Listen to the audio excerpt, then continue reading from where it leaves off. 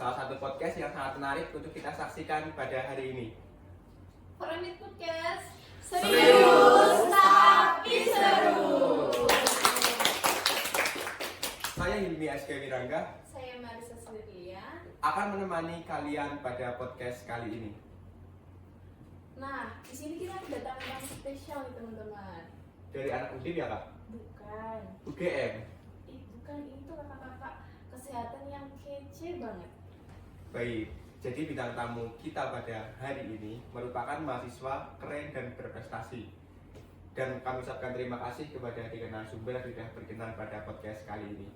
Mungkin sebelumnya perkenalan dari yang paling kanan kepada Nama saya Maulana Satria Dharma. Saya Muhammad Zaki Dafa. Saya Ilmi Sabila, kami dari Kementerian Poltekkes Semarang, jurusan Rekam Medis dan Informasi Kesehatan. Setelah kita berkenalan dengan ketiga narasumber, langsung saja kita hari ini akan membahas tentang topik di lingkungan fasilitas pelayanan kesehatan. Apa nih kira-kira? Ada yang tahu nggak? Jadi hari ini kita akan membahas tentang pentingnya SPM, SOP, dan kebijakan di Fasyankes atau fasilitas pelayanan kesehatan.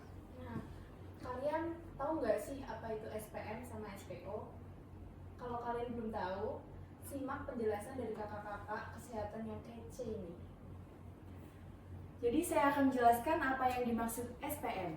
SPM atau standar pelayanan minimal adalah kriteria atau ukuran yang telah ditentukan oleh suatu fasyankes untuk menjamin fasilitas yang diberikan itu sudah sesuai dengan standar yang telah ditentukan.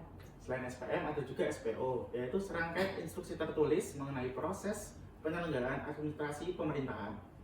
Lalu manfaat SPM itu sendiri adalah meningkatkan pelayanan kesehatan, meningkatkan kompetensi tenaga kerja, menyamakan pemahaman tentang definisi operasional. Lalu ada SOP yang manfaatnya adalah menjaga konsistensi, lalu meminimalisir kesehatan, lalu memudahkan alur kerja. Nah, dengan kita sudah mendengar penjelasan dari kakak ini, sekarang kita udah paham kan SPO dan SPM. Tapi yang ingin tanya kepada tiga narasumber, apakah kalian pernah dengar ada petugas yang tidak patuh terhadap SPO atau SPM dan kebijakan tersebut? Dan biasanya apa kalian yang pernah dengar itu apa gitu, kayak kesalahan yang mereka lakukan? Tentu saja kita pernah melihat atau mendengar kesalahan yang biasa dilakukan oleh PMK itu seperti menghapus atau mengurangi isi berkas rekam medis tanpa izin. Lalu ada petugas yang memberikan akses rekam medis kepada tenaga yang tidak berwenang. Lalu ada juga petugas rekam medis yang tidak mencatat tindakan medis yang dilakukan kepada pasien. Petugas seringkali mengabaikan prosedur pencatatan yang benar. Nah, dari rumah sakit yang kakak pernah praktek di sana itu, sanksi dari rumah sakit buat petugas yang melanggar itu gimana sih kak? Sanksi yang diberikan kepada petugas yang melanggar itu tentu saja banyak, seperti contohnya peneguran secara lisan atau tulisan. Selain teguran lisan ada juga pemberian surat peringatan. Surat peringatan itu ada dua. SP1 diberikan ketika petugas baru pertama kali melakukan kesalahan. SP2 diberikan ketika petugas melakukan kesalahan yang sama dan tidak ada perubahan. Nah, mungkin jika petugas sudah melakukan kesalahan yang berulang-ulang, mungkin petugasnya itu bisa sampai di PHK karena kesalahannya itu bisa berakibat fatal kepada pasien dan standar operasional rumah sakit. Jadi itu kalau kayak petugasnya tuh baru gitu kan, kayak baru pertama kali ngelakuin itu biasanya tuh apa kak? Lisan dulu apa langsung dapat SP? Lisan dulu. Lisan dulu ya. Menarik nih teman-teman. Nah, setelah kita sudah tahu tindak lanjut yang diberikan, menurut kakak sebenarnya efektif nggak sih jika cuma dikasih teguran lisan atau cuma SP1 saja?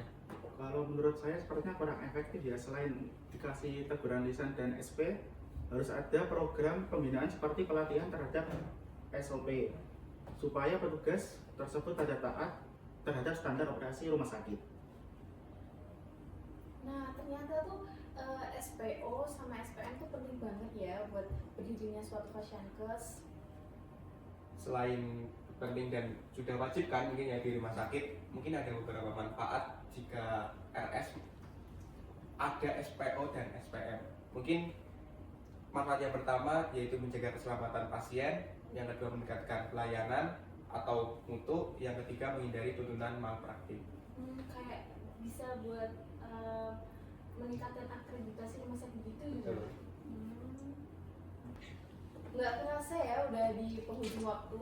Gimana nih pesan-pesan Sobat Remix? Seru! Setelah mendengar dari penjelasan ketiga narasumber, banyak pelajaran yang bisa kita ambil. Terima kasih buat kamu yang sudah menyaksikan sampai akhir podcast ini. Jangan lupa like, komen, dan subscribe.